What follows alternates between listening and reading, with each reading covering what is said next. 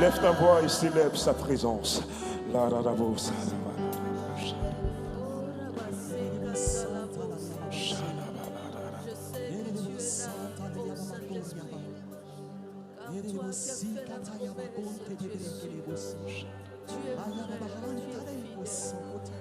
la,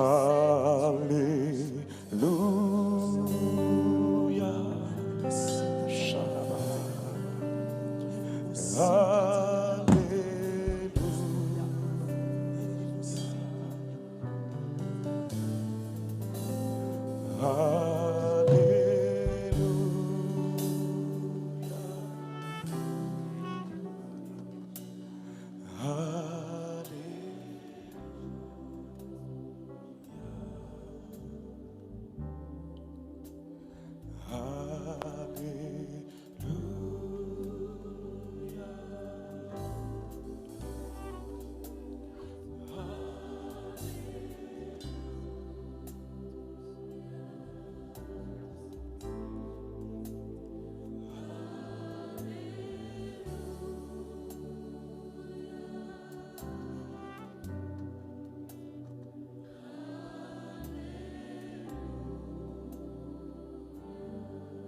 Gloire à l'Esprit, gloire, gloire à l'Esprit,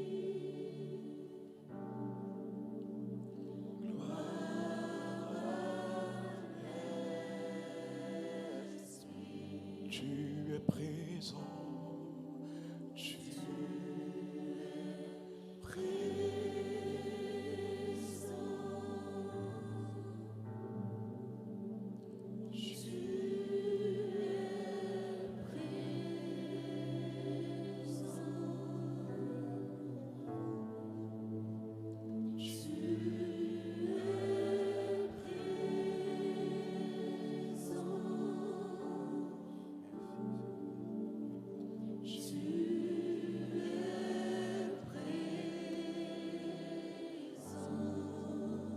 tu es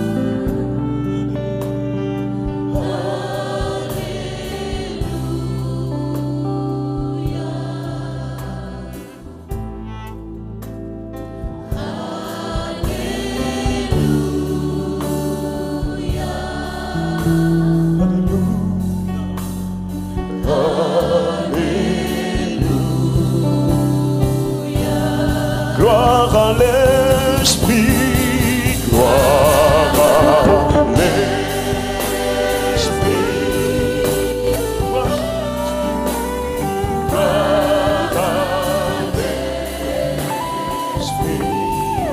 gloire à l'Esprit, gloire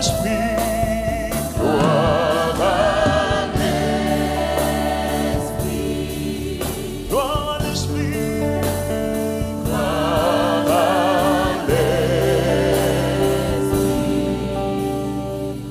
gloire à l'Esprit, gloire à l'Esprit.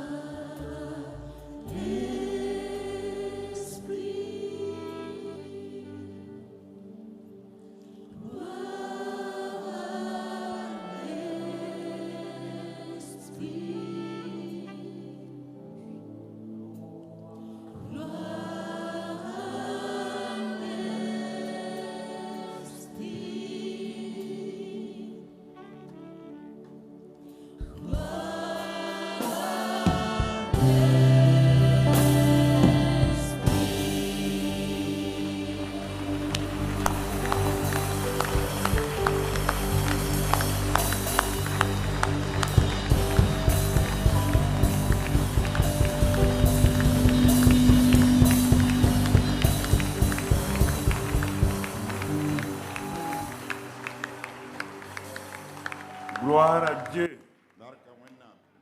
Gloire à Dieu.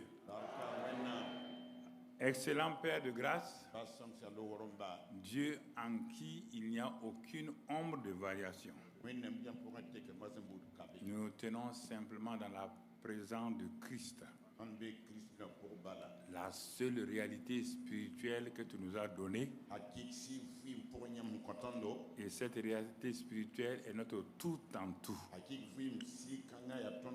Nous n'avons rien d'autre à faire que de nous attacher à lui, de nous soumettre à lui et de le laisser vivre sa vie en nous et à travers nous.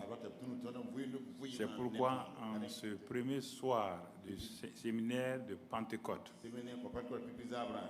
Père, te disons merci parce que Christ, qui est notre réalité spirituelle, est déjà là, il est en nous et nous voulons simplement, par la foi, le laisser se manifester. Merci Père, que toute la gloire te revienne au nom de ton Fils Jésus. Amen. Asseyez-vous dans sa présence.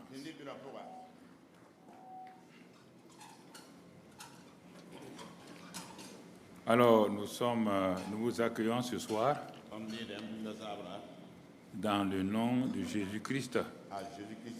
Donc, pour ce soir-là, je vais parler, ce n'est pas le titre du message, hein, c'est tout juste la première partie là, et que j'ai intitulé « Christianisme de comportement extérieur ». C'est-à-dire, est-ce que tu pratiques un christianisme de comportement extérieur ou de vie chrétienne manifestée en Christ? C'est deux choses différentes. La plupart des jeunes qui disent, ils ne comprennent même pas ce que je dis. Ils sont dans la première partie. Comportement extérieur. Ça veut dire quoi? Qu'est-ce que ça veut dire comportement extérieur? Comportement extérieur ici, là, ça correspond à l'arbre de la connaissance du bien et du mal.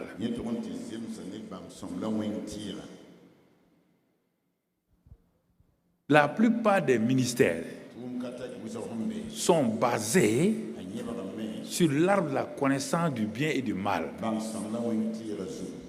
C'est cet arbre-là qui a fait fonctionner Adam et Ève d'année en année, et ça s'empirait.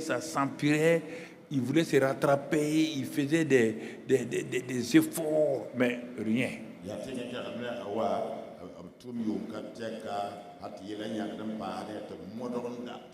Parce que ce qui devait les amener a fonctionné parfaitement l'arbre de vie, ils n'ont pas eu accès à l'arbre de vie.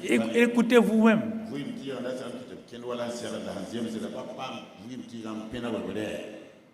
Ils ne pouvaient pas fonctionner. Non. Ils entreprennent ici, ils vont là, ils vont ici. Donc Dieu est obligé de changer des hommes. C'était un échec. Apparemment, ils avaient un bon ministère. Mais vous sachez que l'Esprit de Dieu est parti. Et que Dieu a fermé le jardin. Ils n'ont pas accès au jardin qui est la vie. La vie. Le jardin là, c'est la vie. Dans l'arbre de la connaissance du bien et du mal, il n'y a pas de vie. Il y a le ministère, il y a les dons. Écoutez-moi, hein, n'allez pas me dire que quelqu'un a dit ça sur Internet, je m'en fous de la personne. Et tous, je les enseigne, sans exception. Quand je parle là, c'est sérieux. Alors, ça c'est tout juste pour entrer. Chaque jour, ce sera comme ça. Je vais donner ces choses, l'arbre de vie et l'arbre de... Regardez bien. Si tu dis c'est faux. Quand Jésus, qui est l'arbre de vie, lui-même il est venu. Quand Jésus est venu, l'arbre de vie là. Qu'est-ce qu'il a dit? Dans Matthieu 7, versets 21 à 23. Matthieu 7, versets 21 à 23. Regardez comment les gens proclament aujourd'hui. Ceux qui me disent « Seigneur, Seigneur », ils m'appellent « Seigneur, Seigneur ». Jésus dit « N'entreront pas tous dans le royaume des cieux ». Pourquoi? Mais celui-là seul qui fait la volonté de mon Père qui est dans les cieux. Ah, Seigneur, que veux-tu m'enseigner? Il me dit, continue et assois-toi, regarde. Plusieurs me diront. On ne parle pas de l'Ancien Testament ici maintenant. Hein? Ce sont ceux qui vont venir du côté du Nouveau Testament. Plusieurs me diront en ce jour-là, Seigneur, Seigneur, n'avons-nous pas prophétisé par ton nom? N'avons-nous pas chassé des démons par ton nom? Et n'avons-nous pas fait beaucoup de miracles par ton nom? Ce n'est pas Satan. Ce n'est pas la sorcellerie. Ce n'est pas la magie. C'est par le nom de Jésus qu'ils ont chassé les démons, qu'ils ont fait des miracles, qu'ils ont fait toutes sortes de guérisons. Écoutez-moi, nouvelle génération. Vous êtes en train de vous leurrer en reposant votre vie sur les miracles et autres choses. C'est Jésus qui a la clé du royaume là, qui est en train de nous parler. Tu n'as pas de clé, je n'ai pas de clé.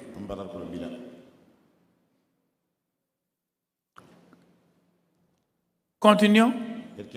Le verset qui suit. Alors, je leur dirai ouvertement, je ne vous ai jamais connu. Alors que tout le monde nous connaît, nous faisons des miracles, nous chassons les démons, nous évangélisons, tout le monde nous connaît ça. L'arbre de la connaissance du bien et du mal. Parce qu'il n'y a pas de vie là-dedans. Il y a ce que nous appelons onction. Il y a ce que nous appelons puissance.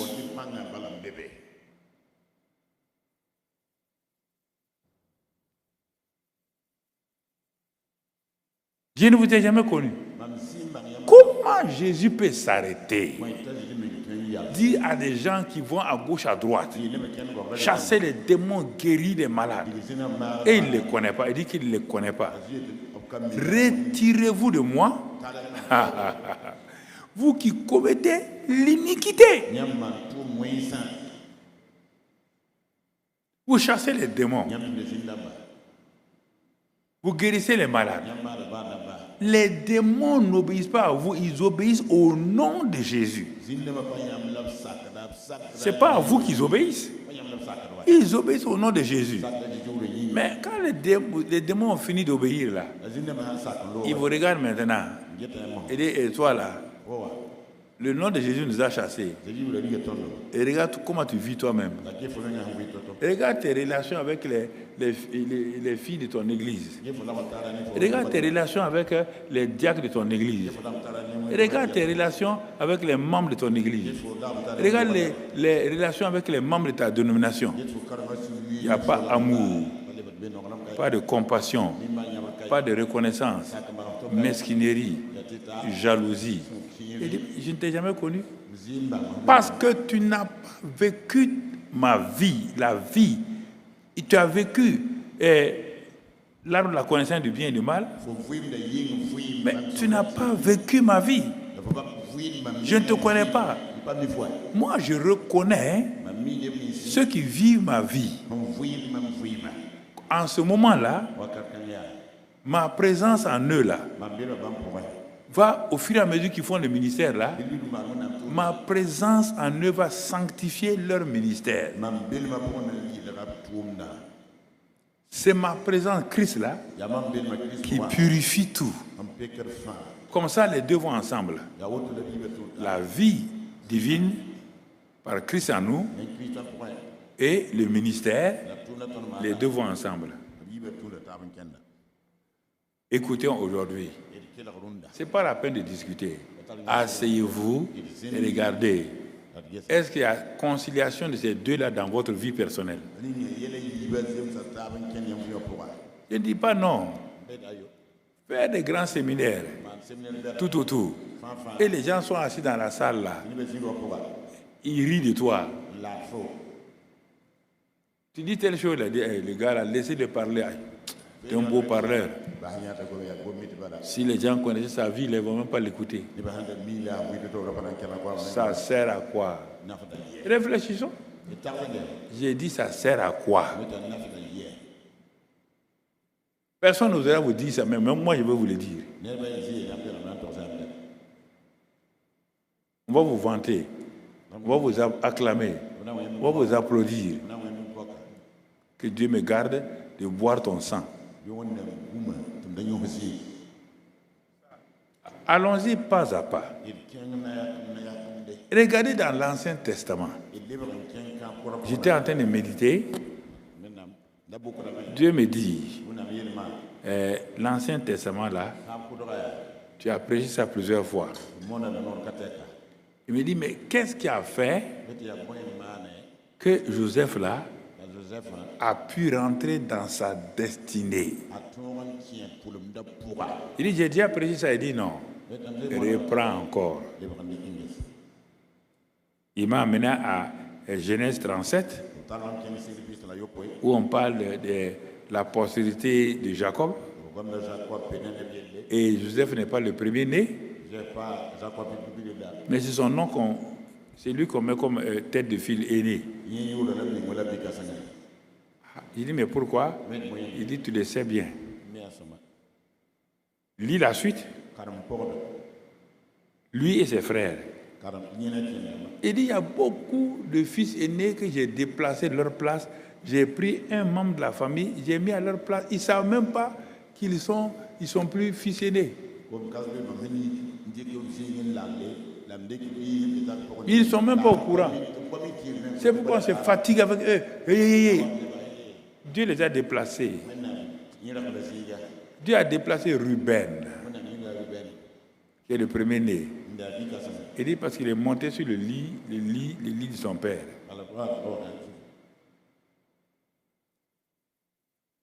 Parfois, on ne comprend pas. Il y a des mystères que les gens ne comprennent pas. On dit, cette malédiction peut être enlevée. La malédiction d'Ésaïe n'a pas été enlevée. La malédiction de Ruben n'a pas été enlevée. Vous allez prier pour... Vous allez enlever ce que Dieu a placé. Vous allez enlever comment? Vous êtes super Dieu, non? Vous êtes super Dieu? Je pose la question. Vous êtes super Dieu? Vous pouvez enlever ça? mensonges comme ça là. Faut arrêter.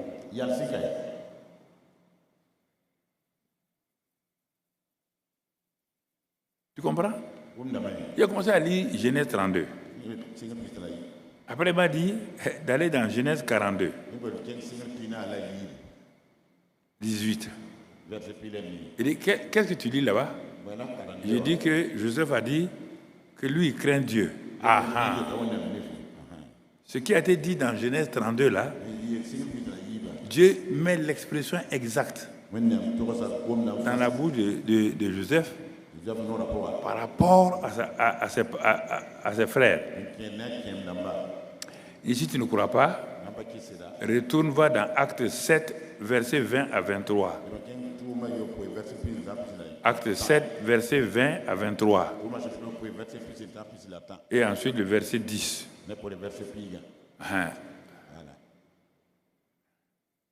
Donc, non, c'est pas... On a dû se tromper. Donc, c'est 10. Mais le 10, je vois. Le 10. On dit Joseph, ok.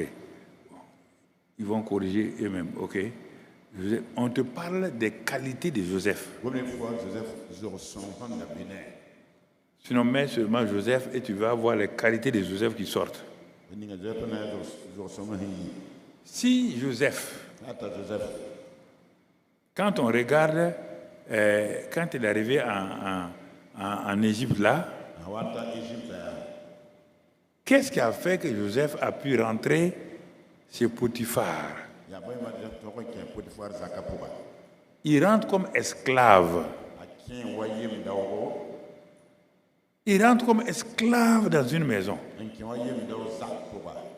Et la Bible dit que dès qu'il est rentré, l'Éternel était avec Joseph. Et la prospérité l'accompagna. Je ne vois pas où Joseph est allé jeûner et prier pour avoir la prospérité. Quand il dit ça, les jeunes là sont agités. Et regardez-moi, moi où aller jeûner et prier pour avoir prospérité.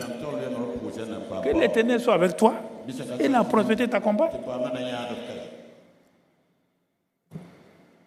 Pas d'escroquer les gens que Dieu a vu, Dieu a dit de donner 10 millions. Ça c'est haram, hein?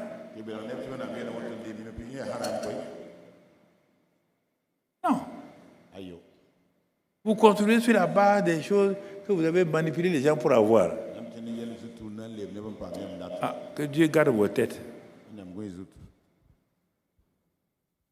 Joseph. L'Éternel était avec lui. Prends cet esprit dans la vie dans Genèse là. Chaque fois, l'Éternel était avec lui et il le fit prospérer dans la maison de Potiphar. Et les gens de Potiphar aussitôt ont vu que Dieu est avec les petits. Qui voit que Dieu est avec toi si ce n'est pas quand tu sautilles comme un lapin dans ton église là? C'est quand tu... On te dit quand tu passes là, les gens voient, ils murmurent derrière toi, disent, cet homme-là, Dieu est avec lui. Et quand toi tu passes, tu vois petit là, un escroc.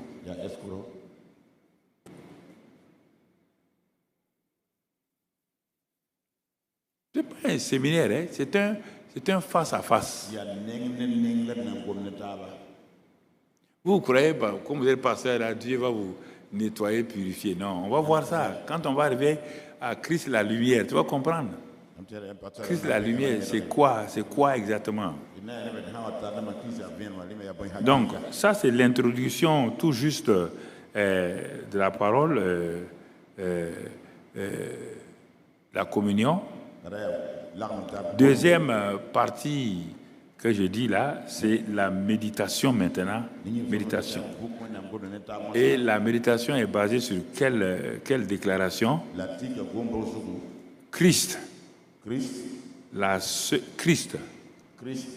La seule réalité spirituelle en qui se trouve toute chose. Dieu n'a rien mis dans aucun endroit si ce n'est en Christ. Il a tout mis en lui. Il a dit, le mystère qui était caché dans tous les âges, mystère caché dans tous les âges, m'a été révélé à moi, Paul. Il dit, ce mystère-là a une gloire. Ce mystère-là a une richesse.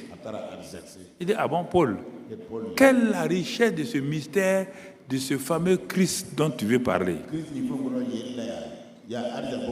Il dit, la richesse de ce mystère-là, qui a été révélé, et c'est pourquoi vous n'allez pas croire, c'est que ce mystère Christ-là est dans les païens. Christ en eux, l'espérance de la gloire. Les gens ont dit à Paul, toi tu mens. C'est pas dans les Juifs? Il dit non. Dans qui? Dans les païens. Colossiens 1, verset 25 à 27. Ce n'est pas fini d'attendre. Colossiens 2. Il continue. Il dit au verset 22, là, vous voyez, Dieu m'a envoyé pour vous parler. De nous parler de quoi? Que le mystère de Dieu, mes frères juifs, le mystère de Dieu, mes amis grecs, mes amis romains, que nous avons cherché dans nos lieux là. On dit qui est Dieu, qui est Dieu, qui est Dieu là. Paul rit. C'est pourquoi j'aime Paul, c'est mon modèle. Parce que les épîtres, ça c'est ma nourriture. Je ne me nourris pas de l'Ancien Testament. Non. L'Ancien Testament permet de manipuler les gens. Parler de Jéricho, tu ne connais pas Jéricho. Parler de Goliath, Goliath n'existe plus. Tu veux manipuler les gens. Va tuer votre Goliath. Montre-moi ton Goliath. Le Goliath là, on va le tuer ensemble. On donne ça comme des symboles et on continue à la réalité dans le Nouveau Testament. Il dit donc aux Juifs là, le mystère de Dieu. Et de Paul. Paul, toi tu connais le mystère de Dieu? Il dit oui. Le mystère de Dieu c'est qui? Il dit le mystère de Dieu, c'est Christ. Paul, tu aimes ton Christ là. Tu es un fanatique. Mais et ce Christ là fait quoi?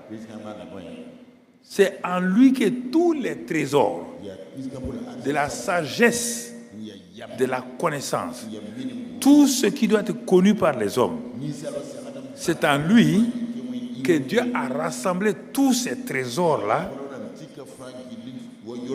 Et il a mis en lui. Il ne peut pas dire non. Il continue avec eux.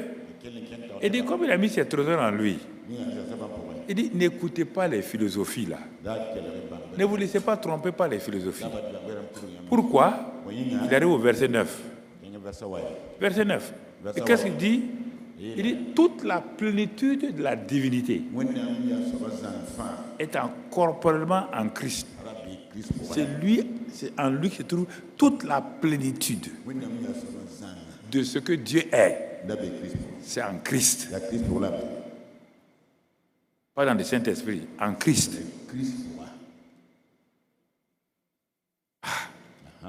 Ce message-là nous embête. Hein? Et après, qu'est-ce qu'on doit faire? J'ai dit que Christ est en vous. Que c'est l'espérance de la gloire. J'ai dit que tous les trésors, le mystère de Dieu, tous les trésors sont en vous. Et je vous dis que toute la plénitude de la divinité est toujours en Christ, toujours en Christ. Qu'est-ce que Dieu a fait? Verset 10. Il a pris toute cette plénitude-là. Il a mis en vous. Alors, je vous pose la question. Vous êtes en train de jeûner pour avoir quel Christ? Non, je vous dis pas, je ne parle pas. Hein. Vous jeûnez là pour avoir quel Christ? Il est en haut. Il est où? Il est en vous. Mais pourquoi vous ne parlez pas? Donc il faut aller gêner pour que Christ vienne. Il va venir d'où là? Il va venir d'où? Il faut arrêter ça là. Il faut changer vos enseignements là. C'est pourquoi les gens souffrent entre vos mains. Ils n'ont pas de repos. Quand ils ont fini avec vous, là, ils m'écrivent des lettres. Papa, je suis oppressé, je n'ai pas dormi. Tu es dans quelle église? Telle église. J'étais l'apôtre, j'étais le prophète. Il est là. Comme ils sont qualifiés pour chasser les démons. Ils sont qualifiés pour guérir les malades. Il n'y a aucun problème. Arrêtons-nous là, réfléchissons. Si ce que je vous dis là-haut, ce n'est pas biblique là. Laissons.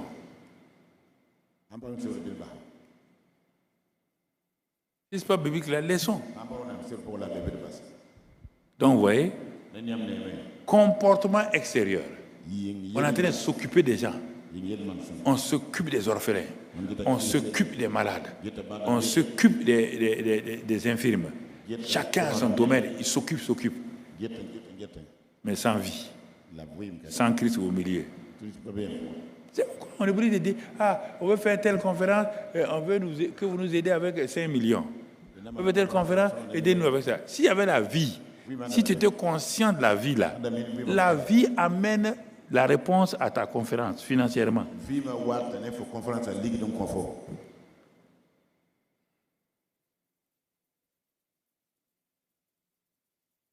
vas amener?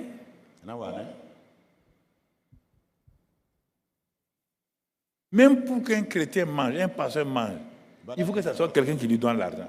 Vous, c'est une honte. Les membres du gouvernement, là, c'est quelqu'un qui vient leur donner l'argent. Membre du gouvernement de Burkina, là. Toi, tu es membre du gouvernement du royaume des cieux. Et c'est les païens qui te nourrissent. Quitte dans ça, là. Quitte dans ça, hein. Même moi, quand je n'étais pas chrétien, là. Je n'étais pas chrétien. La grâce de Dieu était sur moi. Toi, tu as 1 mètre combien?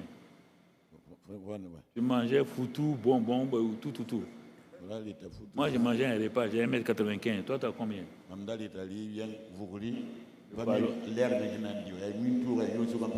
parlons pas d'Étienne alors, c'est pas la peine. Non, vous me regardez comme ça là. Vous voulez déformer le christianisme. Ça ne marche pas. C'est pas vous qui l'avez amené. Quelqu'un a amené la vie. Il dit, faites comme ça. Non, on ne fait pas. Moi, tu as une révélation de qui? Tu as une vision de qui? Et te pose la question. Si tu peux me répondre, moi, je te laisse parler. Bon, tu vois, tout ça là. Allons toujours dans ça. On n'a pas attaqué le message. Je ne vais pas être long. Non, ne vous en faites pas. Vous allez sortir tôt. Vous croyez que j'ai commencé comme ça, là, je vais aller à 22h. J'ai décidé de ne plus aller fatiguer les gens. Que celui qui comprenne. Allons maintenant. On avait Christ en nous. Mais pourquoi Dieu a amené Christ en nous? Allons au commencement pour voir dans Jean 3,16. Envoyez le verset Jean 3,16. Jean 3,16. Et regardez, quand vous lisez ça là, vous répétez comme les perroquets. Il faut t'arrêter. On te dit car. Conjonction de coordination. Donc, ce qui va venir là est très important. Car Dieu a tant aimé le monde. C'est sa décision souveraine. Tu n'as pas prié pour que Dieu t'aime. Tu n'as pas gêné pour que Dieu t'aime. Dieu a décidé d'aimer le monde souverainement. Comment a-t-il aimé le monde?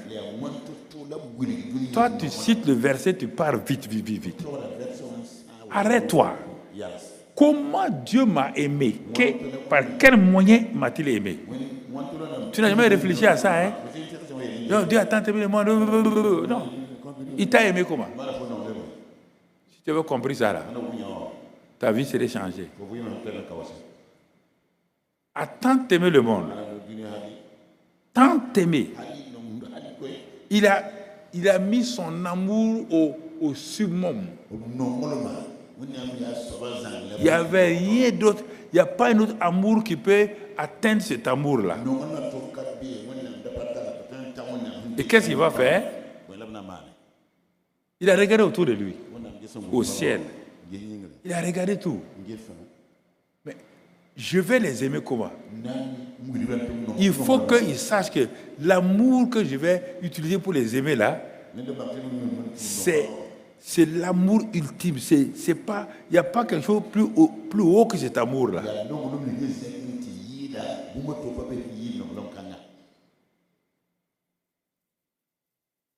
Il a regardé quelqu'un qui était en lui, le Fils éternel. Il ne s'appelle pas Jésus. Hein? Non. C'est quand il est venu sur la terre qu'on a dit son nom terrestre, c'est Jésus. C'est pourquoi quand tu dis Jésus sur la terre, là, ça fonctionne. Parce qu'on dit dans les cieux, sur la terre et sous la terre, ce nom-là est le nom d'opération de l'armée de Dieu. C'est le nom d'opération. Donc, le Fils éternel qui est en lui, il n'y a pas d'homme au dehors. Avant ça, il n'y a pas un homme au dehors. Arrêtez avec votre trinité traditionnelle là. Un Dieu esprit, un Fils homme et le Saint-Esprit. Le Saint-Esprit, c'est quel esprit maintenant? C'est quel esprit? On te dit que Jésus a dit, je sors du Père et je retourne chez le Père. Mais quand on dit à la droite là, où tu as tous ceux qui ont vu le ciel, tu as déjà vu trois fauteuils au ciel. Dans Apocalypse, tu as déjà vu 3 fauteuils. Le Père, le Fils et le Saint-Esprit. Alors pourquoi tu crois des insenséries comme ça?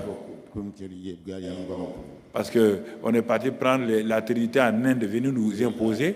Tu ne sais pas d'où la Trinité vient? Ça vient de l'Inde. Je n'ai pas dit qui a amené. Toi, tu peux t'asseoir ici et démontrer la Trinité. Tu vas trafiquer des versets. Et les versets que tu aimes beaucoup, ça sera Luc 3, 21.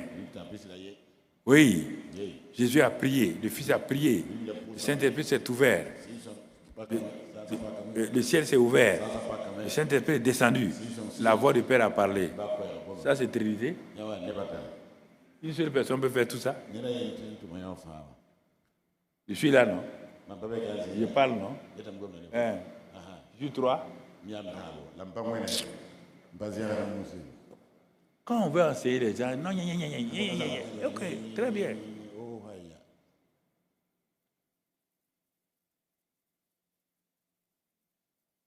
Regardez. Qu'est-ce qu'il va faire? Il va donner son Fils unique. Si tu ne retiens pas ça là, tu vas flotter en l'air toujours. Il a donné son Fils unique. Ça veut dire que désormais, sur la terre des hommes là, rien ne peut faire sans ce Fils unique là.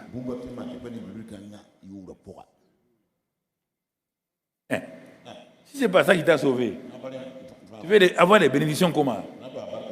Autrement? En allant gêner, tu te fous du Fils unique. Tu te fous de Jésus. Jésus t'a sauvé par quel moyen? Par le Fils unique. C'est pourquoi il dit, s'il ne croit pas, Paul, je leur ai dit ça. Mais il dit que quiconque croit ce que j'ai dit là, hein, il ne va pas périr, mais il va avoir la vie éternelle. Paul n'était pas là. Quand Jésus disait ça, Paul n'a jamais, pas qu'il n'a pas vu, peut-être il l'a vu comme il a haïssé, il a dû le voir. Mais il ne causait pas avec Jésus. Il ne parlait pas avec Jésus. Non. Au contraire, il le combattait. Comment Paul est parti, ce verset de Jean 3, 16 là? Où est-ce qu'il a pu avoir la révélation? Quand Paul a rencontré Jésus et que Jésus lui a dit sur la route de Damas, c'est moi Jésus que tu persécutes. Comment?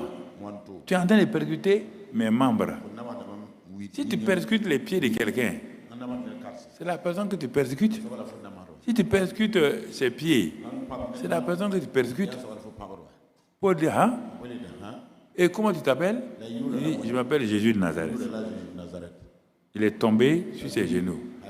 3 jours dans l'aveuglement spirituel. Il rentre en lui-même. Jusqu'à ce qu'on lui envoie Ananias pour lui révéler la vérité. Ce Paul se lève là-bas. Il dit, moi je ne vais pas construire. Si les gens de Jésus étaient réels là, depuis que Jésus est parti là, ça fait des années, ils auraient pu m'éclairer.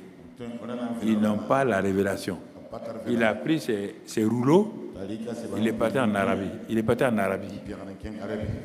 Retraite spirituelle de au moins 3 ans. Et c'est dans ça, Paul dit qu'il tire son évangile. Il dit mon évangile. Non pas de Pierre, non pas de quelqu'un, mais de Dieu qui m'a révélé donc ce qu'il est. Et il est parti présenter à Pierre sous le mentorship de Barnabas. Ils ont dit, mais mon gars, tu étais avec nous? J'étais votre ennemi, non? Mais ça, c'est pas possible. Quelles sont ces révélations que tu as eues? Ah, on te donne la main d'association.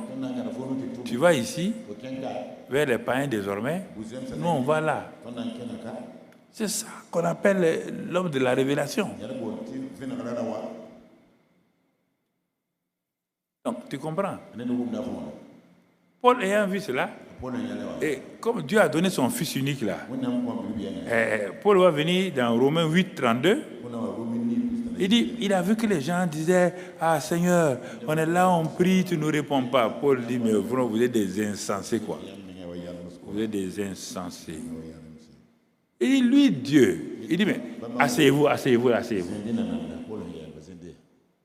Dieu a tant aimé le monde. Il a donné son fils unique. Afin que quiconque croit en lui ne périsse point, qu'il ait la vie éternelle. Tu as cru en Jésus? Oui.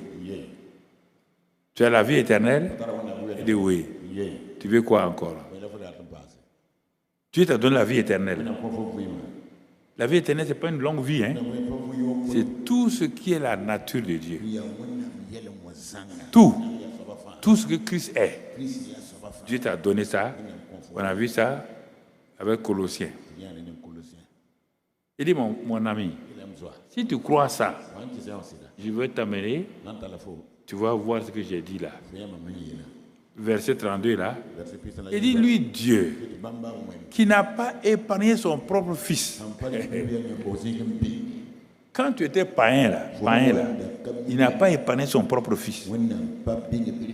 Mais comment ce Dieu peut être insensé aujourd'hui? Comment peut-il être insensé après t'avoir livré son fils pour nous tous? L'élément définitif, Jésus. Dieu l'a livré. Et toi, tu pars pour aller jeûner, prier, pour avoir ce qu'on appelle les bénédictions. Dieu dit, tu es un insensé. Comment ce Dieu-là ne nous donnera-t-il pas aussi toutes choses avec Jésus? Ah bon? Donc vous avez 2 situations. Non, il faut qu'on parle là. Parfois j'ai ri. Hein? Donc vous avez 2 situations. Dieu vous a sauvé avec Jésus. Maintenant, pour que Dieu vous bénisse, il faut qu'il apprenne que vous partez travailler, pleurer, crier, gémir. Et Dieu va prendre ça, venez ajouter à Jésus. C'est possible? Homme de Dieu, c'est possible ça? Parfois, vous êtes dans des situations. Je vous regarde. Moi, je vous suis tous. Hein? Vos gens courent chez moi ici. Si je dis ce qu'ils viennent dire là, vous n'êtes même pas être prophète, pasteur et puis apôtre. Vous êtes mes enfants, je m'étais. Je reçois les gens permanemment ici. Regardez, Jean 3, 16, Romains 8, 32.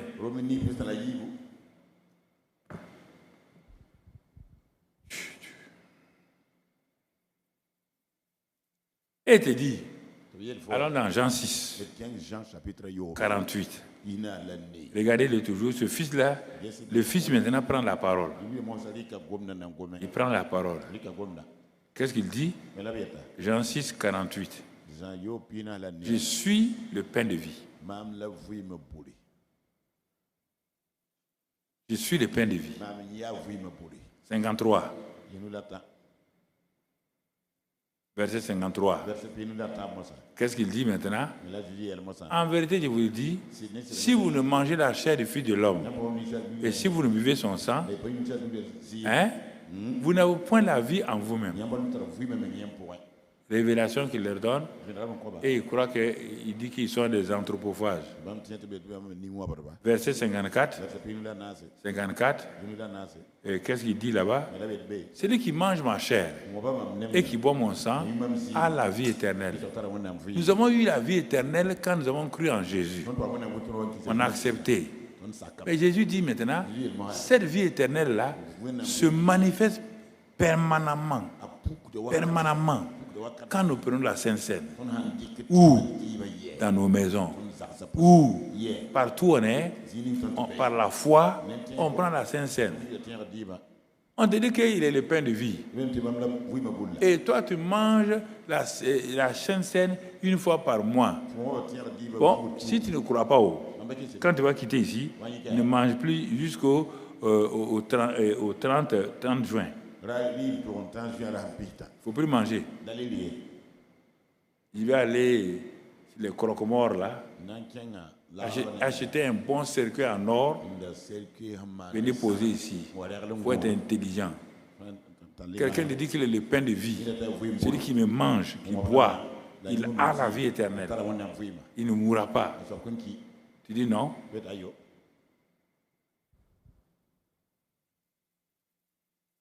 La Sainte Seine. Il dit, rappelez-vous de ça.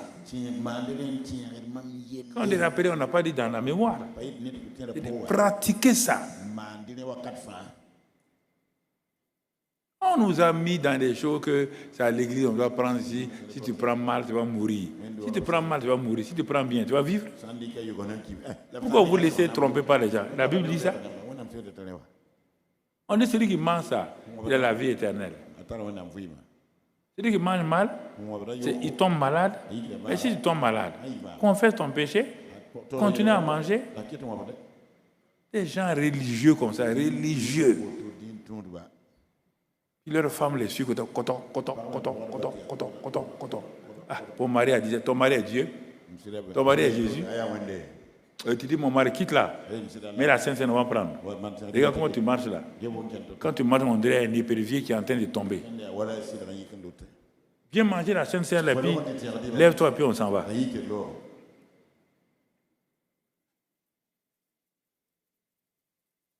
Bon, les hommes là, vous êtes assis, hein? Vous voulez dominer vos femmes. Au ciel, ta femme ne sera pas ta femme. Je vous dis ça. Continuez. Continuez. Au ciel, là, il n'y a pas de Madame X ou Madame Y. Tout le monde est Madame Jésus.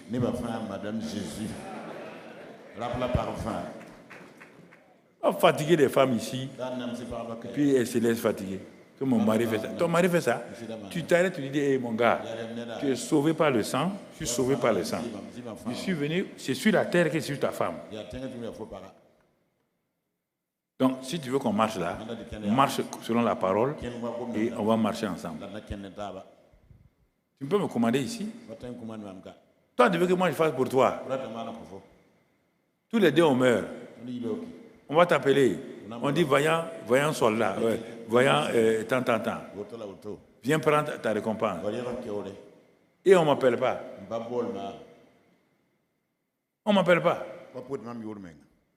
Il n'y a pas de regroupement familier au ciel. Je vous dis ça, vous ne voulez pas croire. Ne croyez pas. Vous allez entrer au ciel là, ouf. Et vous devenez en même temps ciré de chaussures.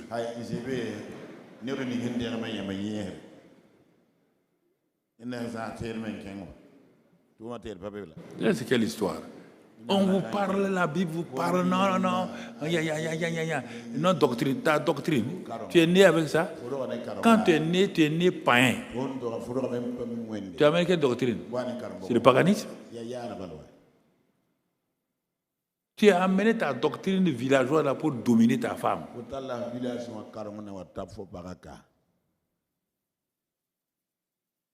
C'est ça le vrai problème. Donc, il y a plein de choses comme cela que je suis en train de voir. Il me reste 45 minutes pour arriver, pour terminer. Je me contrôle moi-même. Voilà. Et ensuite, il dit que lui, il est la lumière du monde. Que quiconque le suit ne marchera pas dans les ténèbres. Ah, les gens disent, Jésus est la lumière du monde. Il dit, calme-toi. Mon Père, dans Jacques, il a dit dans Jacques 1, 16, 17, que mon Père est le Père des lumières. Toutes les lumières sont chez lui. Spirituelles, physiques, morales, tout est chez le Père. Quand je devais venir sur la terre, il a enlevé un élément de cette lumière-là. Il a fait de moi cette lumière pour que j'éclaire les gens. Mais ce n'est pas fini. Il me dit maintenant, tes disciples-là, je vais faire d'eux, dis-leur que je vais faire d'eux des lumières. Matthieu 5, 13, etc. Comme ça, eux aussi vont éclairer. Quand tu ne seras plus là, ils vont éclairer les gens. Père des lumières.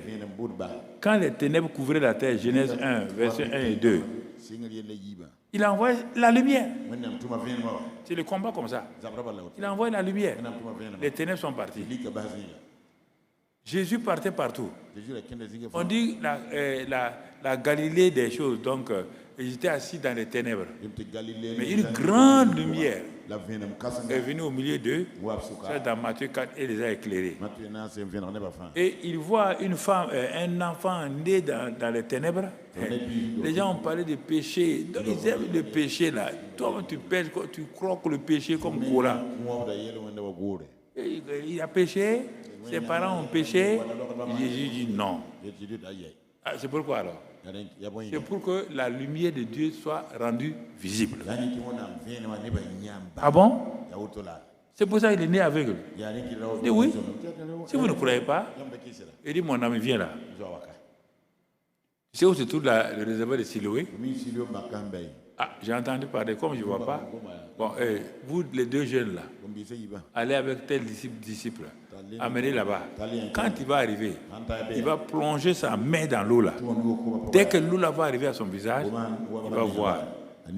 Oh, ça c'est Gandao. Il va voir, hein. Ils sont partis. Quand les enfants, comme les enfants aiment ça, ils aiment les paroles de Jésus. Mais en ce temps, les pierres qui suivaient là, quand ils ont vu la réservoir Siloé là, Pierre dit à Jean, il m'en va aux toilettes. J'arrive. Il ne croit pas.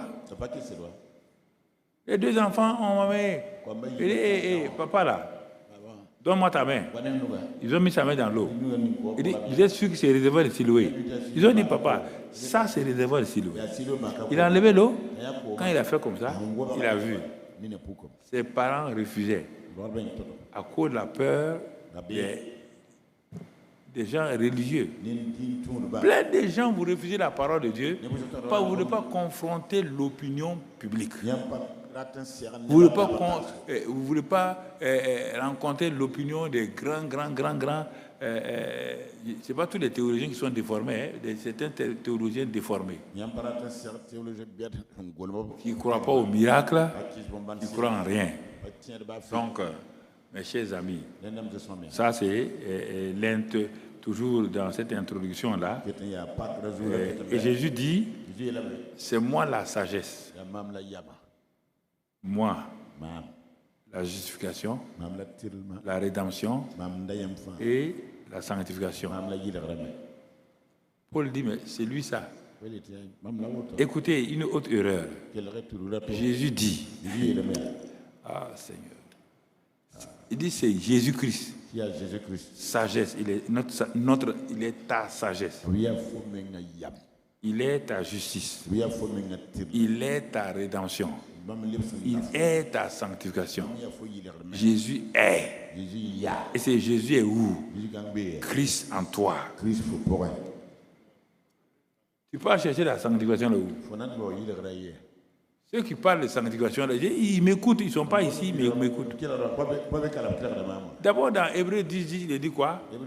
Que nous avons été sanctifiés une fois pour toutes par l'offrande du corps de Jésus. Nous avons été sanctifiés. Nous ne serons pas sanctifiés. Jésus a dit, oui, je viens pour faire ta volonté. En vertu de cette volonté-là, nous avons été sanctifiés par l'offrande du corps de Jésus. C'est quelle eau bénite qui va te sanctifier?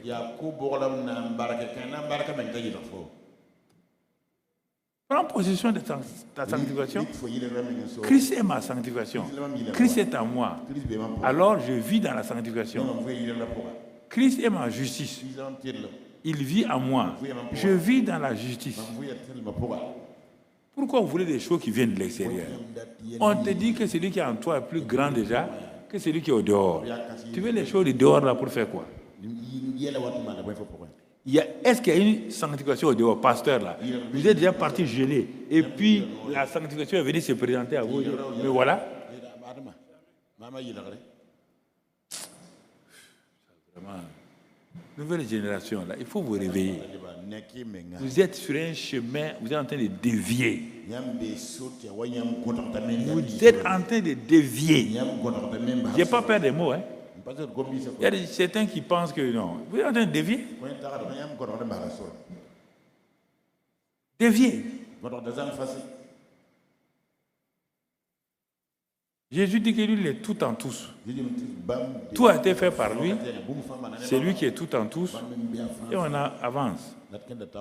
Voilà, chaque jour, je fais cette introduction comme ça sur un sujet qui sera en relation avec le message.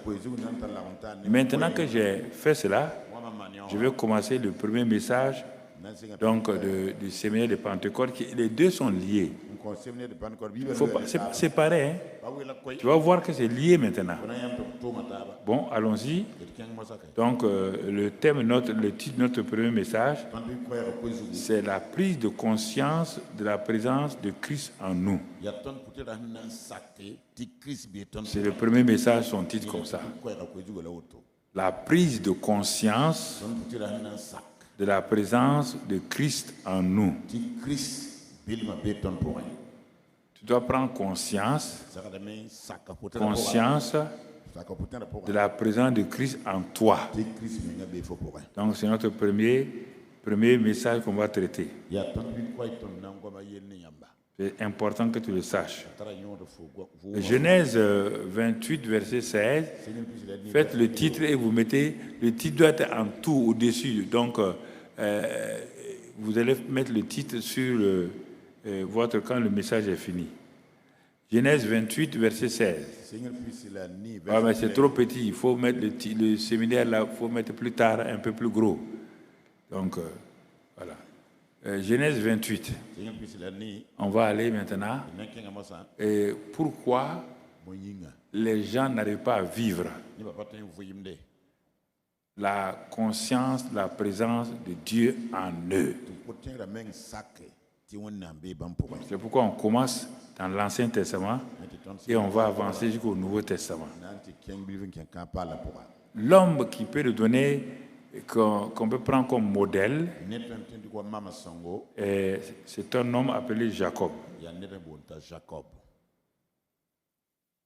Jacob s'éveilla de son sommeil et il dit: Jacob, où vas-tu? Ah, je suis en bagarre avec mon frère Ésaü. Il a dit que si mon père meurt, il va me tuer. Et où vas-tu?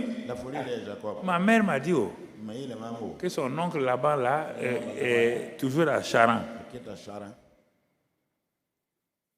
Jacob, tu veux aller à Charan? Qu'est-ce qu'on veut faire? C'est la vie comme ça. Tu veux retourner à Charan?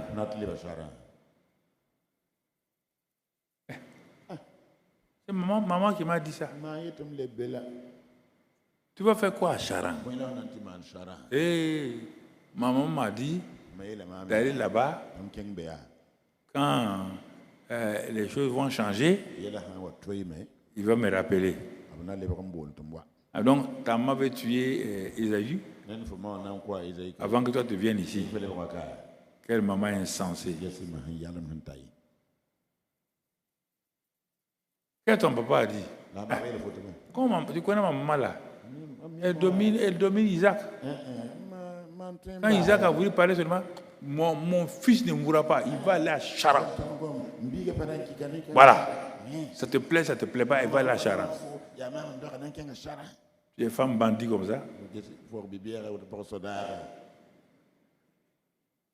Bandits.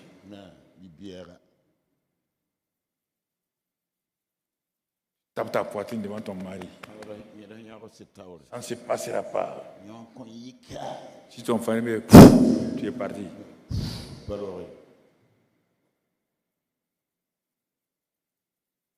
Tu vois? Vraiment. Depuis un mois, je suis sur ça. Je pleure, je ris, je pleure, je ris.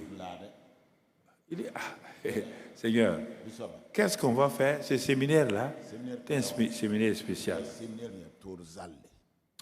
Au moment où ce séminaire se déroule, il y a quelque chose de surnaturel ici que vous ne savez pas. Je l'ai dit dimanche à ceux qui étaient là. Ici à ma droite, là, il y a, comment on appelle, les appareils qui soufflent les choses là. Aspirateur, il y a un grand aspirateur. Tu n'as pas besoin de le voir. Je te dis, si tu crois, tu ne crois pas. Ça est ici, à ma droite. Aujourd'hui, demain, après-demain, chaque jour, ça va aspirer les choses qui sont dans le cœur des femmes. Attendez, écoutez-moi très bien. C'est une vision qui va aspirer sans que vous sachiez. Vous êtes assis, quand une parole, vous dites oui à cette parole-là, d'un seul coup, vous allez voir que quelque chose est sorti de vous. C'est là, c'est pourquoi on ne pose rien ici. Quand je m'assois, on ne pose rien ici. Écraser la chose, la haine, l'amertume, les blessures, ça est là. Si tu veux, tu crois, tu reçois. Si tu ne veux pas, tu crois que c'est faux. Tu apportes. Quand tu vas aller chez toi, la chose qui était petite comme ça, là, va devenir gros comme ça. Ok. Tu es prévenu. Il faut être attentif à la parole qu'on dit. On n'est pas venu ici pour chose, pour nous amuser. Donc notre message, la prise de conscience de la présence de Christ en nous. Et on commence par Jacob, le père de la nation. C'est lui qui a donné aux 12 tribus les noms de ses enfants, plus les noms de Joseph, de choses qu'il a eues en Égypte. Bon, maintenant, il n'est pas arrivé là-bas. Il est en bagarre avec son frère. Sa mère l'a envoyé à Charan. Mais comment votre papa là, Abraham, Dieu l'a fait quitter Charan pour venir à Canaan. Et toi, tu dis de rétro-pédaler pour retourner à Charan.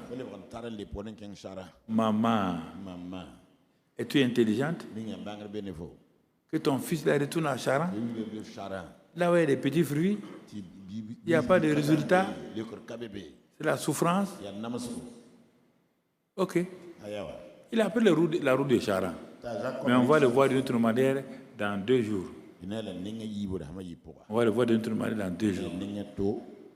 Maintenant, il arrive dans un endroit, il dort là-bas. Jacob s'éveilla de son sommeil. Qu'est-ce qui s'est passé? La révélation de Dieu est venue sur lui.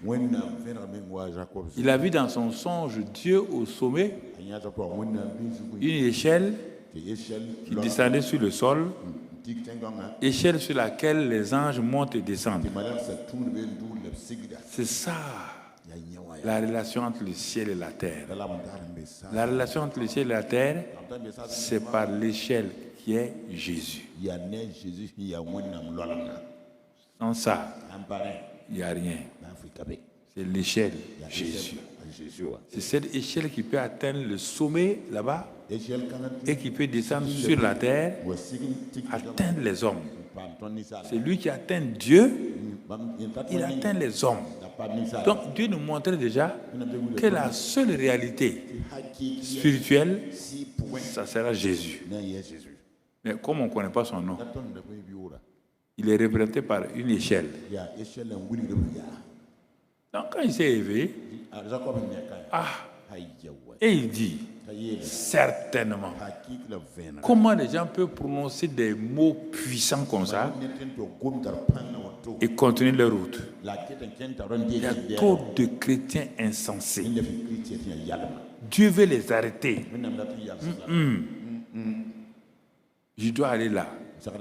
Mais Dieu a arrêté, quand on verra, Dieu a arrêté Paul et Silas. Il voulait aller en Asie. Dieu dit non. Il veut aller ici. Dieu dit non. Paul a dit, mon ami, tu ne connais pas Dieu, hein, Silas. Allons dormir. Si on s'en met dans cette affaire-là, on va périr. Ils sont allés dormir. Dans leur sommeil, que le Saint-Esprit leur a donné l'image d'un Macédonien. Ils sont allés en Macédoine. On les a frappés. Silas dit, apôtre, tu t'es trompé. Il dit, moi je ne me trompe jamais. Jamais. Attends, on n'a pas fini. La prison a été bouleversée. Le prisonnier a été bouleversé. Le régisseur a été bouleversé. Ils se sont convertis à Christ. Ah, Silas dit, toi, quand on te suit là, parfois on peut douter, mais on a des résultats. C'est ça la vie chrétienne. Ce n'est pas aller faire de ceci ou cela. Donc, tu vois mon frère, donc on regarde là, mais maintenant que on doit prendre conscience, quand Jacob a vu tout cela, bon, Dieu attend sa réaction. Tu as dit que c'est Bethel ici, la maison de Dieu. Tu as dit que ce lieu est dangereux. C'est-à-dire que si c'est dangereux, Isaïe ne peut pas venir ici. Oui ou non? Hein? C'est la porte des cieux. Regardez, toi tu t'assois, tu donnes tout ça là. Et Dieu est ici. 4. Bon, Dieu attend. Il dit, bon Dieu, tu t'es révélé à moi, c'est bon. Hein? Les gens ne confondent visitation divine et rencontre divine. Ça, c'est une visitation divine. La rencontre divine, c'est quand il va revenir. Il va rencontrer Dieu au torrent de Jabbok. Les rencontres changent les gens. Les visitations divines donnent des bénédictions. C'est ça que vous voulez là. Visitation divine. Mais vous ne voulez pas des rencontres divines. Par la rencontre divine, mon frère, vous ne vous sortez pas 100%. Dans votre vie, il va vous manquer quelque chose. Vous n'aimez pas. Vous voulez être 100% complet. Continuez que Dieu vous visite. Il va le faire, hein? Mais il ne va pas vous donner ce qu'il a envie de donner. Il te dit, tu seras béni. Tu seras tant. Toi, tu te réveilles. Tu donnes les noms. Comme nous aimons faire. Bethel. Dieu est ici. Porte des cieux. Tant. Gloire à Dieu. Dieu attend. Il dit, bon, Dieu, tu vois la pierre là. Je mets ici comme un monument. Tu es en mouvement et tu veux un monument.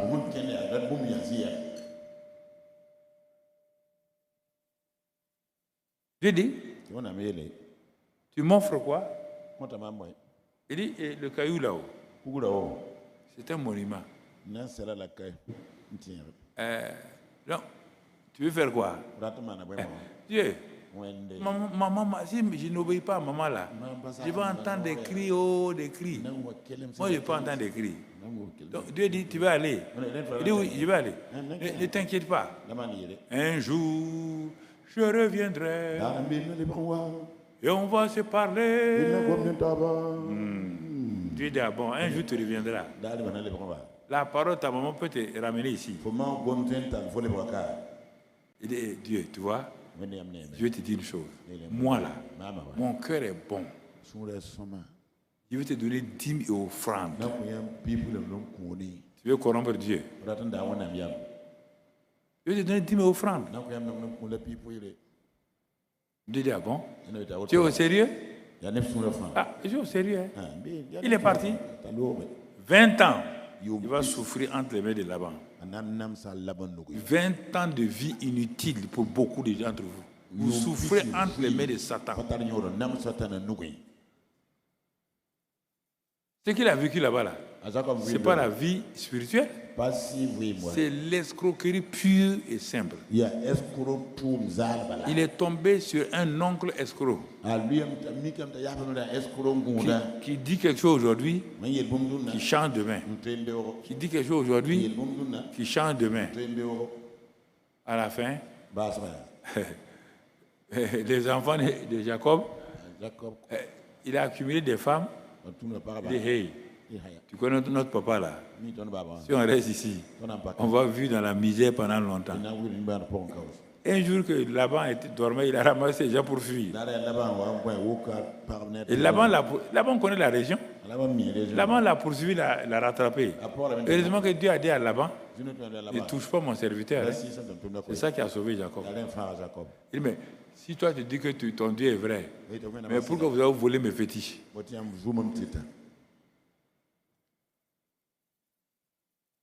Donc, la prise de conscience de la présence de Dieu commence dans l'Ancien Testament avec Joseph. Voilà, merci. Mais, et ça s'est développé avec Joseph. Ça commence avec Jacob. Quand Joseph a vu son père leur raconter ça, il a pris ça au sérieux. C'est ça les fils. Les fils prennent au sérieux ce que les papas leur donnent. Ça n'a pas été difficile pour Joseph de vivre la présence de Dieu. Partout où il allait, seulement la présence de Dieu l'accompagnait. Parce qu'il a cru ce que son père Jacob lui disait. Il faut d'abord écouter tes pères et entrer dans ton expérience. Bon. Alors, Dieu est en nous. Le sais-tu? C'est ça que Jacob a terminé. Dieu est ici. Moi, je ne le savais pas. Aujourd'hui, là, Dieu est ici. Tu es rentré avec Dieu ici. Tu vas sortir avec Dieu. Mais le sais-tu? Tu crois qu'on va venir prier pour amener Dieu chez toi? Moi, je n'ai pas cette puissance-là pour amener Dieu chez toi. Si y a quelqu'un qui a un poids lourd ici, qui veut prendre Dieu, l'amener chez toi, il n'y a pas de problème. Moi, je n'ai pas cette puissance. Dieu veut me venir loger chez toi déjà. Dieu loge chez toi. Dieu loge chez toi. Mais tu ne le sais pas. Dieu était chez les Corinthiens. 1 Corinthiens 3,16. Mais Paul leur dit, Corinthiens là, est-ce que vous êtes normaux? Ne savez-vous pas que votre corps est le temple du Saint-Esprit? Que l'Esprit de Dieu habite en vous? Et que quiconque détruit le temple de Dieu, il sera détruit? 1 Corinthiens 3,16. Il le répète dans 1 Corinthiens 6,19. Nous aimons prêcher ça aux gens. Nous, on n'écoute pas. Il faut d'abord manger. La maman mange la nourriture pour pouvoir donner le sein à l'enfant. Une maman qui ne mange pas ne peut pas donner du sein à un enfant.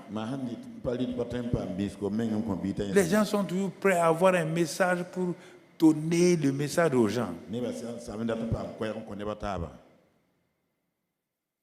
Donner le message aux gens. Donner le message aux gens. Tu vois? C'est pourquoi Dieu voulait venir sur la terre, après les Jacob et tout. Maintenant, une phase vient, le Nouveau Testament. Et là encore, il va annoncer Matthieu 1, verset 22 et 23. Matthieu 1, verset 22 et 23. Qu'est-ce qu'il va leur dire? Tout cela arriva afin que s'accomplisse ce que le Seigneur avait annoncé par le prophète. Voici, la Vierge sera enceinte, elle enfantera un fils. On lui donnera le nom d'Emmanuel, ce qui signifie Dieu avec nous. Ah, quelque chose de nouveau commence.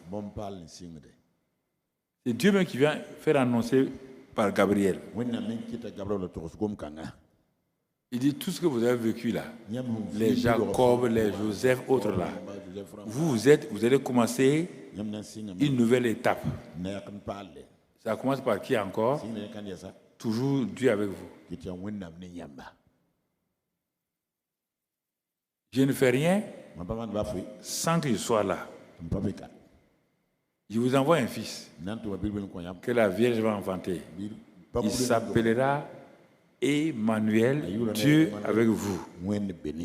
Ça, c'est sa nature. C'est sa nature comme ça. Au verset 21, il dit son nom d'opération sur la terre sera Jésus. Faut confondre les deux, hein? Sa présence, Emmanuel, Dieu avec toi. Toujours, tu dois te rappeler de ça. Son nom d'opération par lequel tu peux opérer, c'est Jésus. Qui va faire quoi? Qui va sozo son peuple. Sozo, dis d'abord sozo, son peuple. Dans sozo, il y a quoi? Salut de l'âme, guérison, délivrance. Donc, tout. Au moins 7 éléments. Emmanuel, Jésus. Emmanuel, la présence de Dieu en moi, avec moi, qui va devenir Christ. Maintenant, Jésus, c'est le nom qui opère. Quand je dis Jésus, le Saint-Esprit prend ça et opère. Sans Jésus, le Saint-Esprit n'opère pas. Allez, mais pourtant on a eu des miracles. Je ne sais pas d'où ça vient. Des miracles sans Jésus là, ne m'en parle pas. Ne m'en parle pas. Hein. Je ne veux même pas entendre parler de ça. Il faut amener ça là-bas. Sans le nom Jésus, il dit à mon nom, vous chasserez les démons. À mon nom, vous guérirez les malades. Toi, tu n'es pas guéri les malades. Tu dis quel nom? Ah non. Alors moi, je viens d'un jeûne de tant de jours là, et j'ai senti ça là. Ok, au revoir, je ne te salue même pas. Parce que toi, tu n'es pas en contact avec Jésus. Ce n'est pas le nom de Jésus qui a opéré. N'allez pas vous montrer aux gens comme vous êtes des Gandaougo. Ça ne marche pas, jeunes gens. Vous trompez. Tôt ou tard, on va vous découvrir. N'oubliez pas ça, hein. Rien de caché restera caché. Un jour, tu vas faire des choses là, quelqu'un de passage là va dire, ah, c'est le pasteur qui est là. Voilà, tu es Kokoroko. Pourquoi vous voulez vous montrer? Tu sais ce que tu fais là n'est pas vrai. Ça te sert à quoi? Que les gens t'applaudissent? Que les gens t'acclament? Ça te sert à quoi? Tu veux quoi? Tu vois? Donc, c'est pourquoi Jésus lui-même était conscient de qui il était. Il était conscient de la présence de son Père en lui. Il dit à ses disciples-là, quand Philippe a dit, mais montre-nous le Père, il dit, Philippe, calme-toi. Celui qui m'a vu a vu le Père. Celui qui m'a vu a vu le Père. Ne sais-tu pas que c'est le Père qui est en moi, qui parle et qui fait des œuvres? C'est le Père qui est en moi là, qui parle et qui fait les œuvres. Ah bon? Nous on croyait, il ne croyait rien. Le Père est en moi. Nous aujourd'hui, le Christ est en nous. Mais on ne veut pas l'honorer pour qu'il travaille. On va aller lui montrer qu'on connaît mieux que lui. Christ, assois-toi ici. Repose-toi. Tu as trop travaillé. Tu es fatigué. Je vais prendre le ministère en main. Au bout de quelque temps, le ministère est parti. Il dit, c'est le Père qui est en moi qui fait les œuvres. Donc, c'est le Christ qui est en toi. Il doit faire les œuvres. Si Jésus dit, c'est le Père qui est en moi, qui fait les œuvres, je ne fais rien sans que le Père m'ait parlé. Toi, tu dis que tu peux faire sans Christ. Ah, vraiment. Bon. Comme chacun a une idée bizarre, je ne peux pas aller plus que ça. Et je vais aller me préparer pour aller vers la fin, pour qu'on puisse comprendre ces choses-là, pour ne pas trop tarder avec vous ce soir. Tout ce que Dieu est,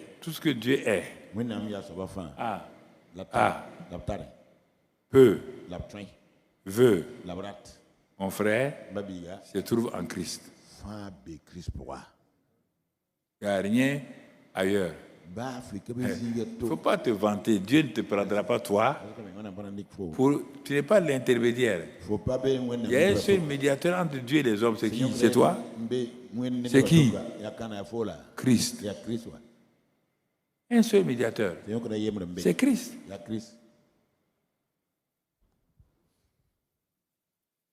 C'est Christ.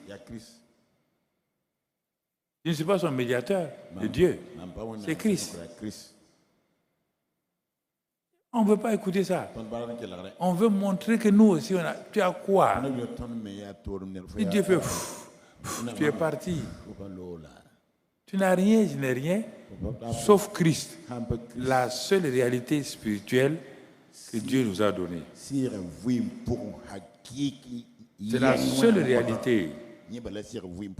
Alors, vous pourrez me dire, si on a tout ça, mais pourquoi ça ne marche pas? Si ça ne marche pas, ce n'est pas la peine. Il faut t'arrêter. Tu as une nouvelle voiture, ça ne marche pas. Toi, tu vas aller demander à quelqu'un qui t'a vendu la voiture là, pourquoi la voiture ne marche pas? Il va te dire, monsieur, on a démarré la voiture là devant toi, non? Tu as conduit, non? Si ça ne marche pas, ce matin-là, il y a quelque chose que tu n'as pas fait. Si Christ en nous, ça ne marche pas. Il faut que tu dépendes de quelqu'un. C'est que tu n'as rien compris de ce que Christ est.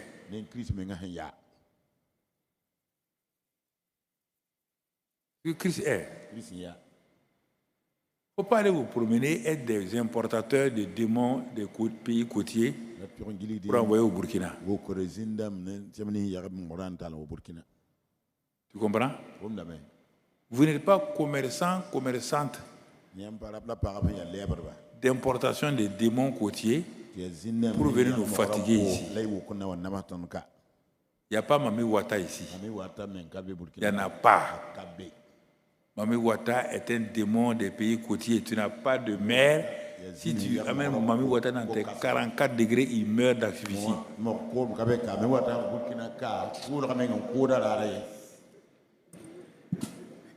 Où mentez, Mami Wata? Toi, tu peux Mami Wata est chez qui ici? Elle loge chez toi? C'est toi qui nourris Mami Wata? Tout le temps Mami Wata. Mami Wata. Tu ne comprends pas ce que ça veut dire encore. On dit Mami Wata, Mami Wata. C'est quoi? On te dit d'expliquer. Ah, c'est Mami Wata? Ça veut dire quoi? Mami là c'est quoi? Water là c'est quoi? On va comme ça. Tout le temps, il voit les démons à 4 têtes. Toi, tu as déjà vu des démons à 4 têtes et tu es vivant. Toi, tu as rencontré des démons à 4 têtes et toi, tu es vivant. Pas mentir, essayer de nous flatter ici. Hein. Il faut être honnête. Soyez honnête. Soyez honnête, intègre avec Dieu. Laissez tomber ces choses-là. Ça ne vous fera pas rentrer au ciel. On a commencé par ça? Non, mon ami. On ne vit pas la vie chrétienne par des efforts humains. Non, non, non. Notre mentalité doit être renouvelée. Notre mentalité doit être renouvelée pour rentrer dans la réalité spirituelle divine.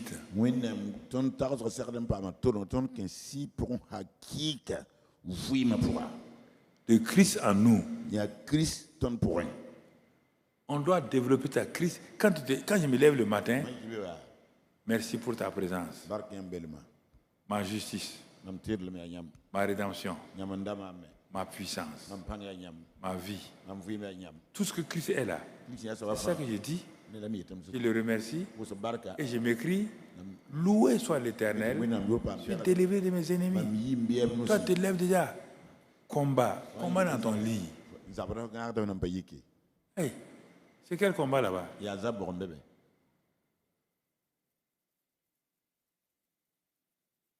Exalte la présence de Dieu, de Christ en toi. Remercie-le parce qu'il est en toi. Il a veillé sur toi toute la nuit et maintenant il est avec toi. Tu te réveilles dans sa présence et tu vas avec lui. Puisqu'il a dit: je suis avec toi tous les jours. Quand tu sors, il sort avec toi. Sois conscient de ça. Et toi, tu sors sans la conscience de Christ. Quand tu arrives là, il y a un problème, tu as oublié que Christ est avec toi. Tu commences à faire bagarre. Mais, quand tu arrives au bureau, il y a une situation. Ah oui, moi je n'aime pas. Tout le temps, vous faites des combines derrière moi. Non. Christ, celui qui résout les problèmes, est en toi. Assois-toi dans ton bureau, rends grâce à Dieu, bénis le Seigneur, et tu te lèves, tu travailles. En chantant. Tu vois ce qu'il va faire?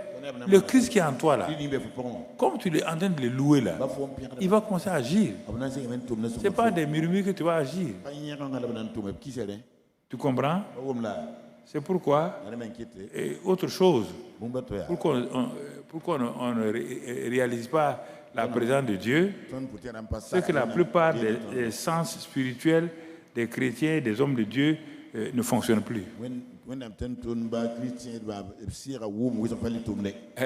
Ésaïe 42, verset 15. Ésaïe 42, verset 18 du moins. 18. Regardons ce que Dieu dit. Il dit: sourd, écoutez, aveugle, Regardez et voyez. Ah, Dieu. Tu peux dire à un sourd d'écouter, à un aveugle de regarder, de voir. Il parle à qui? Il parle au peuple de Dieu. Puisqu'il va dire, ouais, qui est aveugle? Sinon mon serviteur. Et sourd, comme mon messager que j'envoie. Qui est aveugle? Comme l'ami de Dieu. Aveugle, comme le serviteur de l'Éternel. Tu vois, c'est précis maintenant. Tes yeux ne sont pas ouverts.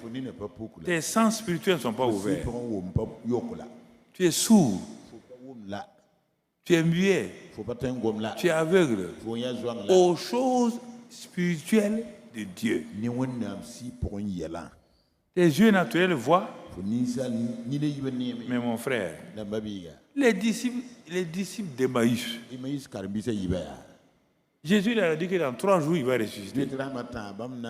Il leur a dit à eux tous. Quand il est mort, 3e jour, ils n'ont même pas attendu. Bon, l'ami est mort. Retournons à Emmaüs. Sur la route d'Emmaüs, Jésus s'inquiète de ta cécité, de ton manque de sens spirituel. Lui qui est le chemin, la vérité. Il laisse le chemin, la vérité là pour venir dans ton chemin de mensonge, de cécité, qu'on appelle le chemin d'Emmaüs. Par amour pour toi, par amour pour toi. Il apparaît au milieu d'eux. Il voit un étranger. Il les salue. Et puis simplement, il leur dit, mais pourquoi vous êtes triste comme ça? Il a déclaré bagarre. Il dit, mais d'où tu viens toi? Tu es le seul ignorant comme ça là. Tu es le seul ici à ne pas savoir ce qui se passe. Et Jésus rit. Il dit, ah bon? Il s'est passé quelque chose? Étranger, tu as des problèmes, hein? Tu n'as pas entendu parler de Jésus? Ah, il dit, on dirait, ouais. Et qu'est-ce qui lui est arrivé? On l'a pris, on l'a crucifié. Vraiment, nous on croit que c'est le champion, mais il a été vaincu. Et tu connais les femmes. Elles se sont levées ce matin-là. Ce qui fait que nous, on est fâchés, on parle. C'est les femmes-là qui sont venues dire qu'elles sont allées au cimetière, qu'elles ont vu le tombeau de Jésus vide et qu'elles ont vu Jésus. Ça nous a énervés. Hein? On a préféré aller à Emmaüs. Jésus commence maintenant par les psaumes, les prophètes, tous les livres de Moïse, les psaumes, les prophètes. Ils parlent, ils parlent, ils parlent, ils parlent, ils parlent, ils parlent. Leur cœur brûle, leur cœur brûle, leur cœur brûle. C'est ça qu'il veut faire avec toi. Jusqu'à arrive à Emmaüs. Comme le soir était là, ils ont dit ensemble, il ne faut pas laisser l'homme là partir. Il n'a qu'à venir manger avec nous. Il s'est assis, ils ont dit, étranger, tu parles comme notre maître Jésus. Vraiment, tu parles comme Jésus seulement. Pas. Bon. Comme notre maître n'est plus là, et nous on te prend pour le remplacer. Bon, tu prends le pain là, comme le maître là, quand on lui donne le pain, il bénit ça. Quand tu manges ça, il n'y a pas de problème. Ils ont mis le pain entre les mains de Jésus. Écoutez-moi maintenant. Ils ont mis le pain de boulangerie entre les mains du pain vivant.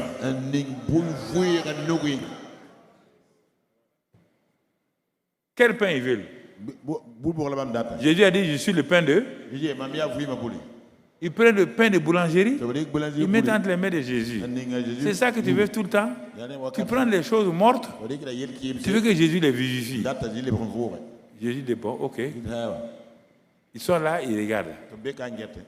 Jésus, comme il avait l'habitude de faire devant eux, il lève le pain là, de la même manière.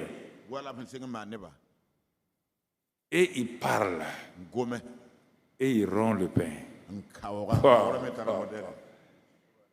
Quand il a fait ça, les écailles ont sauté partout.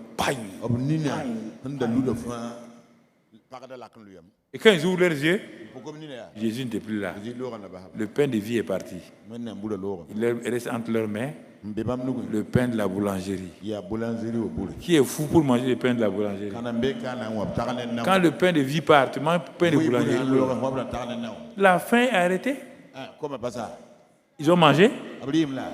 Ils ont dormi à Emmaüs. Hein? Quand la révélation vient, tu peux dormir. Quand la révélation réelle est là, tu vas t'asseoir dormir. Hein? Ils ont dit, mon ami, si tu veux dormir ici, dors. Il est qui? Fou. Ils ont repris la route de Jérusalem. La même nuit là, sans manger. Ils sont allés. Où? Directement chez les disciples. Ils leur ont dit, chers amis, ce que les femmes l'ont dit, c'est vrai. Nous l'avons vu. Il a ouvert nos yeux et nous sommes venus vous rendre compte. Et encore, Jésus est venu parmi les disciples maintenant pour ouvrir leur intelligence aussi, pour qu'ils comprennent la présence de Dieu sur votre route.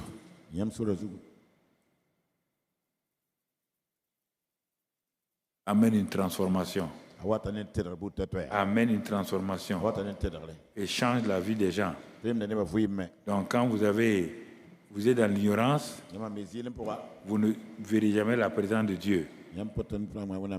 Quand aussi vos yeux, vos sens spirituels ne fonctionnent pas bien, vous ne verrez pas. Vous ne serez pas conscient de la présence de Dieu. Vous allez être là. Si vous n'avez pas une mentalité renouvelée, vous n'allez jamais savoir que Dieu est en vous et avec vous. Si vous n'honorez pas sa présence, vous ne pouvez pas savoir qu'il est là. C'est en honorant sa présence qu'il commence à manifester sa présence. Parce que si vos yeux spirituels sont fermés, vous serez simplement comme le disciple d'Élisée. Élisée, c'était l'homme qui avait les sens spirituels les plus aigus de l'Ancien Testament. Parce qu'il est devenu un voyant. Son maître Élie était un prophète. Il proclamait des choses. Il conduisait donc les combats.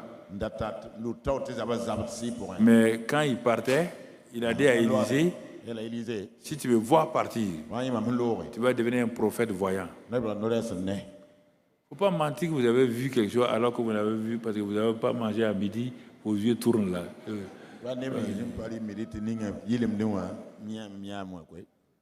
Comprenez? Je vais m'arrêter avec ces deux témoignages qui... je vous ai déjà donné un témoignage d'un vieux. On a déjà enseigné la présence de Dieu il y a plusieurs années. Un vieux qui est tombé malade, qui a écouté le message. On l'a amené à l'hôpital. Il était vraiment malade. Heureusement qu'on lui a donné une chambre tout seul. Il a commencé à développer la présence, la conscience de la présence de Dieu. Il était couché là. Il a demandé aux infirmiers là, est-ce qu'il peut avoir une chaise ici, à son chevet? Ils ont dit oui, papa. Voilà la chaise. Il dit, est-ce que vous pouvez dire, tous les visiteurs qui viennent me visiter là, que personne ne s'asseye sur la chaise là? Les infirmiers ont dit, bon, okay. Il y a quoi? Il dit non. Est-ce qu'il faut leur dire de ne pas s'asseoir? Il dit, on va tout faire pour le faire. Bon, quand les gens partaient, et que la nuit, il y avait des douleurs intenses, il enlève sa main droite et pose sur la chaise. Il dit, Jésus, j'ai entendu le message de la présence de Dieu. Moi, je décide d'appliquer à ma manière. Cette chaise-là, tu es là. Le pasteur a dit que tu es en moi. Moi, je dis, tu es assis sur la chaise là. Tu vois, j'ai des douleurs. Il pose sa main sur la chaise. Et puis à un moment donné, le sommeil vient, les douleurs s'en vont. Il a fait ça 2 jours, 3 jours, 4 jours, 5 jours. Au 6e, 7e jour, quand les infirmiers ont fermé la porte la nuit encore, ils ont dit bonne nuit papa. Il a posé sa main. Quand il pose sa main, il trouve quelqu'un assis là-bas. Il tient sa main. Il tient sa main. Le vieux a commencé à pleurer. Il dit, mais Jésus, tu es réel? 10 jours, toute l'atmosphère de la chambre de papa là. Les docteurs ne pouvaient pas rentrer, les infirmiers ne pouvaient pas rentrer, tout le monde pleurait. Il dit, mais papa, il y a quoi? Il dit, c'est mon ami Jésus, c'est sa chaise là. Il est assis ici, hein? Hey, attendez. Non, un à un. Les docteurs sont convertis, les infirmiers sont convertis. Quand le vieux a vu ça, il a dit à Dieu, je vais vivre pour faire quoi? Ta simple présence ici là déjà me donne cette joie-là. Il est parti. Il est parti. Mais les infirmiers, quand ils lui racontaient, les gens pleuraient. Ils se sont tous convertis dans cette chambre-là. Toi, tu te lèves, tu n'honores pas le Saint-Esprit. Tu veux montrer quoi? Deuxième témoignage, les 2 missionnaires qui sont venus des États-Unis, mon frère, pour évangéliser. Donc au Kenya. Bon. On ne leur a pas appris à savoir que le Saint-Esprit est en eux, Christ est en eux. Ils ont fait une très grande école biblique au Texas. Une école vraiment où il y a la parole qui est enseignée, tout. Mais ils n'ont pas expérimenté la réalité de Dieu.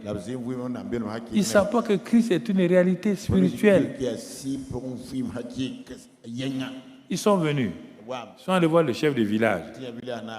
Il leur a dit, bon, voici, on vous donne un terrain. Les villageois vont vous aider à construire un campement. Rapidement, ils ont construit un campement. Donc, ils ont commencé à soigner les malades. Les malades du village ont commencé à venir. Ils ont commencé à venir.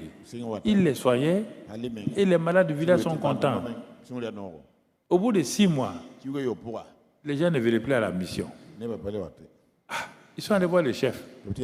Est-ce qu'on a offensé vos chrétiens? Le chef dit non, ils ne m'ont rien dit. Est-ce qu'on a fait ça? Le chef dit non. Au contraire, ils sont contents de vous.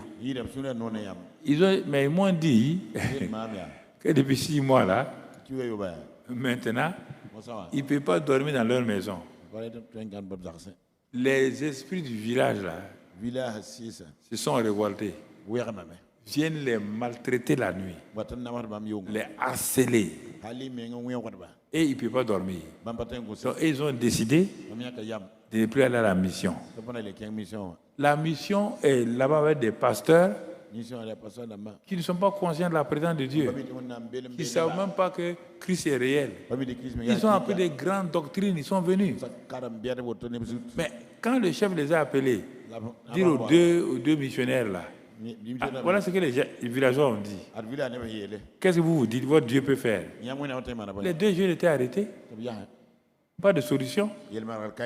Pas de solution, mon ami. Qu'est-ce qu'ils ont fait?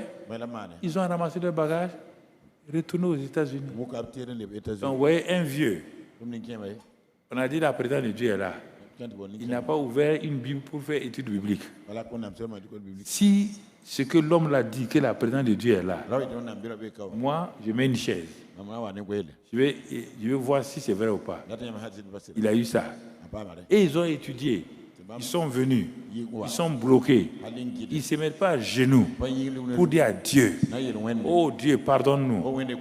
On a fait trop d'erreurs. Pardonne-nous. que le Saint-Esprit maintenant, c'est ça, c'est cette réalité qui nous manque. Que Christ en nous là soit une réalité. Non, non, non. Ils ont préféré plier bagage. Ils sont allés. Ils n'ont jamais exercé le ministère. Si tu fuis devant la situation, Satan ne te laissera pas venir le dominer. Je vais m'arrêter ce soir ici. On n'a pas besoin. C'est le premier message. C'est simple. On va prier, on va terminer. Et que l'autre, Romaric, se prépare rapidement avec son micro. Il va venir donner quelques informations. On va prier. Excellent Père, merci ce soir pour ton peuple qui est là, ceux qui sont à la télé, ceux qui sont aux réseaux sociaux. Seigneur, je prie, Éphésiens 1, 16, 17.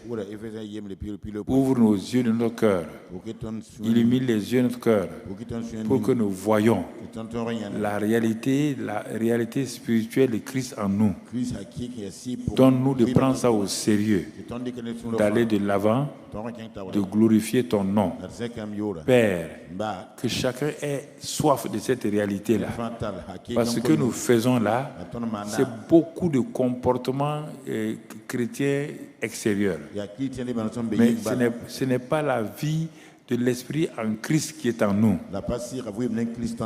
Que ce message d'introduction puisse parler à chacun d'entre eux. Que nous puissions être consacrés vraiment sur cette réalité-là, afin qu'ensemble, nous puissions glorifier ton nom.